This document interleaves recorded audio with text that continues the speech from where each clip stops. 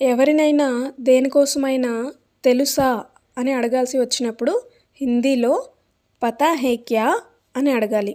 హిందీలో పతా హే క్యా అంటే తెలుగులో తెలుసా అని అర్థం వస్తుంది. పతా నహీ హే అంటే తెలియదు. పతా హే అంటే తెలుసు. పతా హో తో అంటే తెలిస్తే.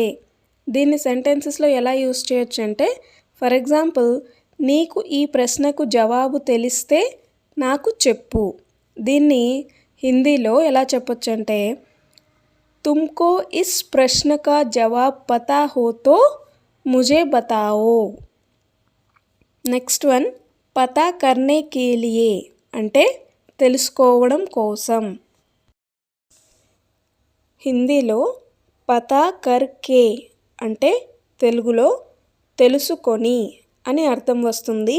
దీన్ని సెంటెన్సెస్లో ఎలా యూస్ చేయొచ్చు అంటే, ఫర్ ఎగ్జాంపుల్, దేనికోసమైనా నేను తెలుసుకొని చెప్తాను అని చెప్పాల్సి వచ్చినప్పుడు హిందీలో మే పతా కర్కే బతాऊंगा లేక బతాऊंगी అని చెప్పాలి. జెంట్స్ అయితే మే పతా కర్కే బతాऊंगा అని చెప్పాలి. అదే లేడీస్ అయితే మే పతా కర్కే బతాऊंगी అని చెప్పాలి. రెండింటి తెలుగు అర్థం ఏంటంటే నేను తెలుసుకొని చెప్తాను. నెక్స్ట్ వన్, పతా నహీ హే తో అంటే తెలియకపోతే. పతా హోనే సే అంటే తెలియడం వల్ల. పతా కరో అంటే తెలుసుకో.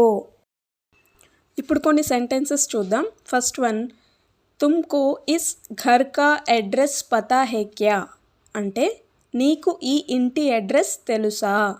నెక్స్ట్ వన్, ఆప్కో క్యా పతా హే అంటే మీకు ఏం తెలుసు.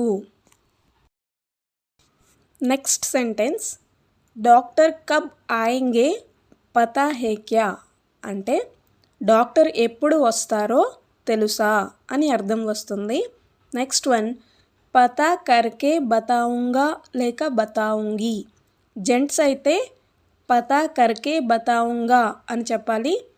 లేడీస్ అయితే పతా కర్కే బతాऊंगी అని చెప్పాలి.